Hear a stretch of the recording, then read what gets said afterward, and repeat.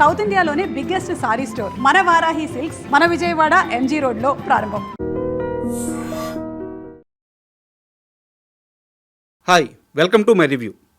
అఖండ 2 చాలా ఇబ్బందుల తర్వాత ఈ సినిమా ప్రేక్షకుల ముందుకు వచ్చింది. అండ్ ఫైనల్గా మూవీ ఎలా ఉంది అంటే నాకు నచ్చలేదు. నిజమే, అఖండ 2 నాకు నచ్చలేదు. ఇక్కడ మొహమాటం లేదు, దాచేది లేదు, చాలా క్లియర్గా చెప్తున్నాను. అఖండ 2 నాకు నచ్చలేదు. అయితే కారణం ఏంటి, ఎందుకు నచ్చలేదు, ఇలాంటి అన్ని విషయాలను ఇప్పుడు క్లియర్గా తెలుసుకుందాం. క్లాస్లో ఒక టాపర్ ఉంటాడు. వాడి పేపర్ కరెక్షన్ చేసేటప్పుడు టీచర్కి అతని మీద ఒక నమ్మకం ఉంటుంది. ఆ పేపర్లో ఏమన్నా సరే, అతను ఏమి రాసినా సరే, అతను టాపర్ కాబట్టి టీచర్ వాడికి ఎన్నో మంచి మార్క్స్ వేస్తూనే పోతుంటారు. సరిగ్గా టాలీవుడ్లో కూడా బాలకృష్ణ బోయపాటి కాంబినేషన్ ఇలాంటి ఒక టాపర్ కాంబినేషనే. వీరిద్దరి సినిమాల్లో ఏమాత్రం చిన్న మ్యాజిక్ జరిగినా సరే నెత్తిన పెట్టుకొని మోయడానికి ఆడియన్స్ రెడీగా ఉంటారు. వీరి కాంబినేషన్ ఆడియన్స్కి అంత ఇష్టం, అంత నమ్మకం కూడా. మామూలుగా మేకర్స్కి ఒక యాక్సెప్ట్నెస్ అనేది చాలా అవసరం. బట్ బోయపాటి బాలయ్య ఈ కాంబినేషన్ అనౌన్స్ అయిన ఫస్ట్ డే నుంచే ఆ యాక్సెప్ట్నెస్ వచ్చేస్తుంది. సినిమా బాగుంటే చాలు భుజాల మీద మోయడానికి కొన్ని లక్షల మంది ఫ్యాన్స్ రెడీగా ఉంటారు. అలాగే సినిమాలో ఎంతో కొంత మ్యాజిక్ జరిగినా మంచి మార్క్స్ వేద్దామని ఆడియన్స్ రెడీగా ఉన్న ఈ సమయంలో బోయపాటి ఒక తెల్ల పేపర్ ఇచ్చేశాడు.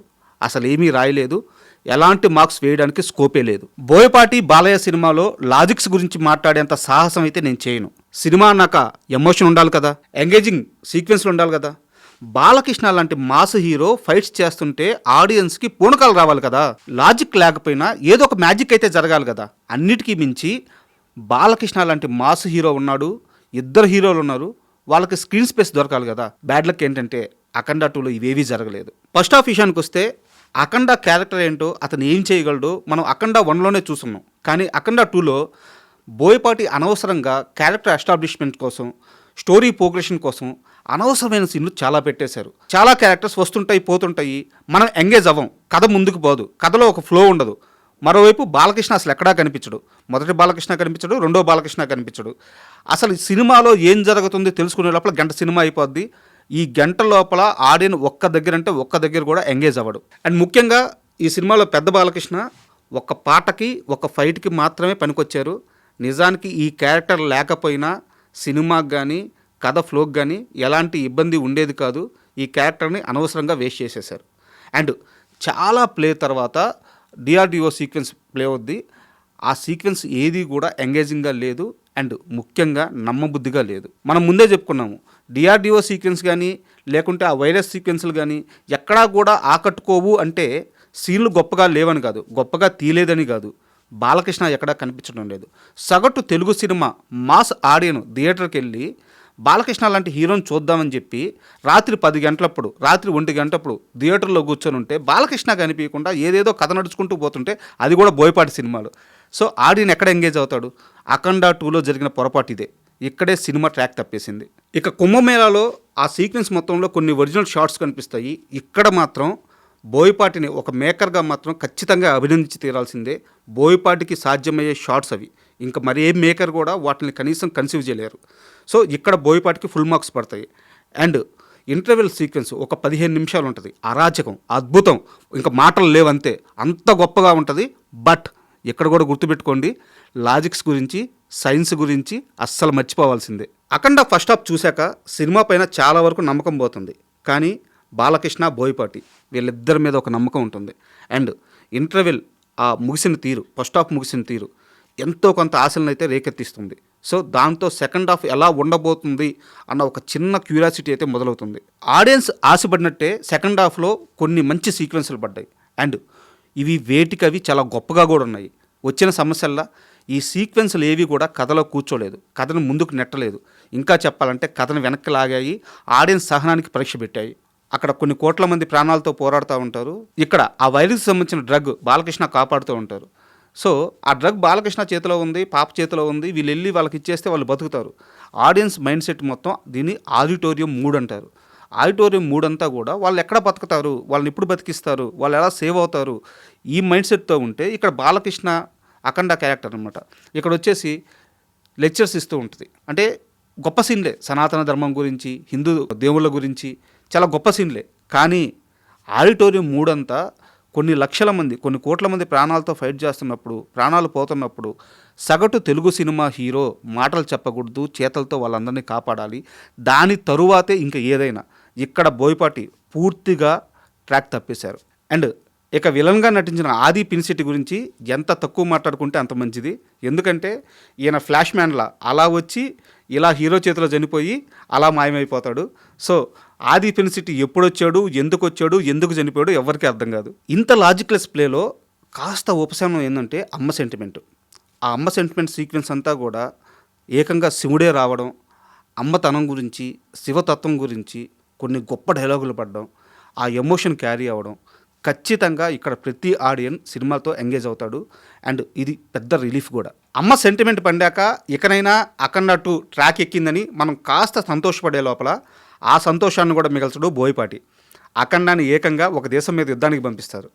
వాళ్ళ దగ్గర యుద్ధ ట్యాంకర్లు ఉంటాయి, గన్స్ ఉంటాయి, కావాల్సిన అన్ని ఆయుధాలు ఉంటాయి. బట్ అఖండ మాత్రం ఒంటి చేత్తో బార్డర్ దాటి చొక్కా నలగకుండా, చెమట పట్టకుండా కొన్ని వేల మంది సైన్యాన్ని చంపేసి అక్కడ కూడా వాళ్ళకి ఒక క్లాస్ బీకి హాయిగా అలా నడుచుకుంటూ వస్తారు. సినిమాలో ఈ హోల్ ఎపిసోడ్ గురించి ఎంత తక్కువ మాట్లాడుకుంటే అంత మంచిది. అయితే ఈ సినిమా మొత్తం మీద ఖచ్చితంగా మెచ్చుకోవాల్సింది ఎవరినంటే బాలకృష్ణ గారినే. ఆయన ఏజ్ అందరికీ తెలుసు. అండ్ సినిమా కోసం ఆయన పెట్టే ఆ కమిట్మెంట్ ఎలా ఉంటుందో కొత్తగా ఎవరు చెప్పాల్సిన అవసరం లేదు. అఖండ 2 కూడా ఆయన అదే చేశారు. స్క్రీన్ పైన ఆయన పడుతున్న కష్టం, ఆ గెటప్ అండ్ ఆ కమిట్మెంట్ ఇవన్నీ చూస్తుంటే ఒక డైరెక్టర్కి ఏం కావాలో అది ఇవ్వడంలో 100% ఆయన సక్సెస్ అయ్యాడని చెప్పుకోవచ్చు. ఇక బోయపాటి సినిమాలో ఒక 100 మందికి పైగా క్యారెక్టర్ ఆర్టిస్టులు ఉంటారు. వాళ్ళందరి గురించి మాట్లాడుకోవడం సాధ్యం కాదు కాబట్టి మనం దాన్ని స్కిప్ చేసేద్దాం. ఇక సినిమాని బతికించడానికి తమన్ చాలా వరకు కష్టపడ్డాడు. బట్ అండ్ ఈ సినిమా విషయంలో నిర్మాతలని మెచ్చుకొని తీరాలి. వాళ్ళ ధైర్యానికి హ్యాట్స్ ఆఫ్. అండ్ ఇక ముఖ్యంగా బోయపాటి మాస్ సీన్స్ తీయడంలో నోట్ చేసి పెట్టుకోండి, సౌత్ ఇండియాలో కాదు ఇండియాలోనే ఈయన్ని మించిన డైరెక్టర్ లేడు. కానీ వచ్చిన సమస్యల్లా కథ పేపర్ మీద పెట్టడంలో, కథ పేపర్ మీద ఉన్నప్పుడు ఇంకాస్త శ్రద్ధ పెట్టుంటే ఈరోజు అఖండ 2 ఫలితం మరోలా ఉండేది. ఫైనల్గా అఖండ 1లో ఒక అఘోరా ధర్మాన్ని కాపాడుతాడు, దేవాలయాల్ని బాగు చేస్తాడు, జనాల్లో ఒక చైతన్యం తీసుకొస్తాడు. ఇది ఒక అఘోరా చేయాల్సిన పని, చేయదగ్గ పని. కన్విన్స్ అయ్యారు ఆడియన్స్. దీంతో ఒక ఫ్రీ ఫ్లో ఎమోషన్ ఆటోమేటిక్గా అఖండ 1లో ఎస్టాబ్లిష్ అవుతూ వెళ్ళిపోయింది. అక్కడ బోయపాటి ఏ సీన్ తీసినా పండింది, ఏ సీక్వెన్స్ రాసుకున్నా పండింది, ఏవి చేసినా ఆడియన్స్ యాక్సెప్ట్ చేశారు. బట్ అఖండ 2 విషయానికి వస్తే అఘోరా ఒక దేశంతో యుద్ధం చేస్తాడు, లాజిక్లెస్. అఘోరా ఒక ప్రధానమంత్రి చేయలేని పనిని చేస్తాడు, లాజిక్లెస్. అఘోరా ఒక దేశ సైనికులు చేయలేని పని చేస్తారు, లాజిక్లెస్. ఇక్కడ ఎక్కడా కూడా నేను బోయపాటి బాలకృష్ణ సినిమాలో లాజిక్ మిస్ అయిందని చెప్పి పర్టికులర్గా వేలెత్తి చూపించట్లేదు. తీసే షార్ట్స్లోనో సీన్స్లోనో లాజిక్ మిస్ అయినా ఏం పర్లేదు. కానీ కథలో లాజిక్ మిస్ అయితే పూర్తిగా ఆ ఎఫెక్ట్ అంతా సినిమా మీద పడుతుంది. యాజ్ ఎ మేకర్గా ఇది ప్రాథమిక సూత్రం. దీన్ని తెలుగు సినిమా ఇప్పుడైతే పట్టుకుంటుందో అప్పుడే తెలుగు సినిమాకి సక్సెస్ రేట్ పెరుగుద్ది. సో ఇక్కడ బేసిక్ ప్లాట్ పాయింట్లోనే తప్పు జరిగిపోయింది కాబట్టి దాని ఎఫెక్ట్ అంతా సినిమా పైన పడింది. బోయపాటి చాలా అద్భుతమైన షాట్స్ తీశారు.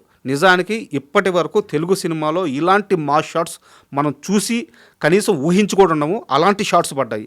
బాలకృష్ణ కూడా అదే స్థాయిలో కష్టపడ్డారు. కానీ ఈ కష్టం అంతా కూడా కథలో ఒక ఫ్రీ ఫ్లో ఎమోషన్ లేకపోవడం వల్ల బూడిదలో పోసిన పన్నీర్ అయిపోయింది. ఆ ఫలితం మొత్తం ఇప్పుడు సినిమా మీద పడింది. సో ఫైనల్గా నాకు అఖండ 2 నచ్చలేదు. బట్ ఇది నా రివ్యూ. మీరు సినిమా చూడండి, మీకు నచ్చచ్చు, మీ ప్రాస్పెక్టివ్ వేరుగా ఉండొచ్చు. మీరు సినిమా చూశాక మీ అభిప్రాయాలు కామెంట్స్ రూపంలో తెలియజేయండి. And thank you. జై Balayya. And for more videos, Please subscribe to iDream. Please subscribe to iDream. Please subscribe iDream. And please subscribe to iDream. For more videos, subscribe to iDream. please like, share and subscribe to the channel. Congratulations, iDream. Subscribe to iDream. Subscribe to iDream. So subscribe to iDream Media. iDream ki iDream team andarki huge congratulations. Please subscribe iDream Media. Please subscribe to iDream. Subscribe iDream. Please subscribe to iDream. iDream అంటే నా కళల channel subscribe చేసుకున్న నోరు తిరుగుతలేదు, మీరైతే గంట గుర్తు కొట్టండి. For more such videos, please subscribe to iDream. Subscribe to iDream. Please subscribe to iDream. Please subscribe iDream Media. Please do subscribe to iDream. Please subscribe to iDream Media. For best entertainment and information, please subscribe iDream. And don't forget to subscribe to iDream.